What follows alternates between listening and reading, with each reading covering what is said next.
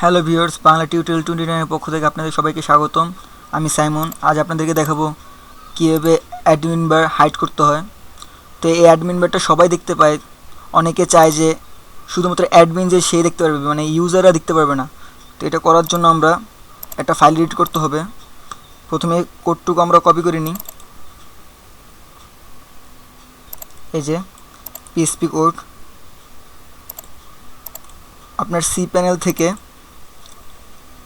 WP content themes, আপনার যে থিমটি edit করতে চান সেই থিমস, তারপরে এখানে function.php নামে একটা ফাইল আছে, সেটা এডিট করতে হবে। তো আমরা এখন এটা এডিট করব।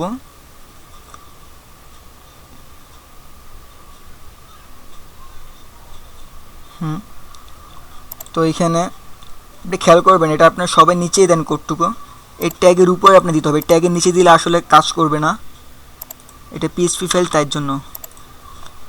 তো আমরা এখানে এখন পেস্ট করে দিব। পেস্ট, সেভ করছি, রিলোড।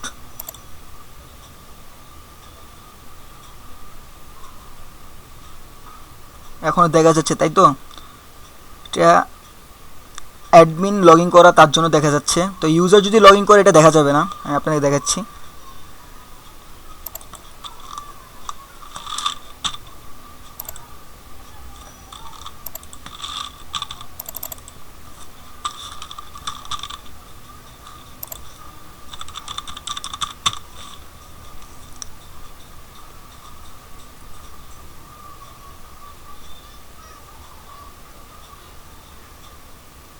লোডিং হচ্ছে। শুধুমাত্র ড্যাশবোর্ডেই দেখা যাবে। যদি আপনি সাইটে ভিজিট করে, তো লগইন অবস্থায় ভিজিট করলে অ্যাডমিন বারটা দেখা যাবে না, শুধুমাত্র অ্যাডমিনই অ্যাডমিন বারটা দেখতে পারবে। তো আজ এই পর্যন্তই, ধন্যবাদ। সাবস্ক্রাইব করুন, সামনে যেন আপনাদেরকে ভালো টিউটোরিয়াল দিতে পারি।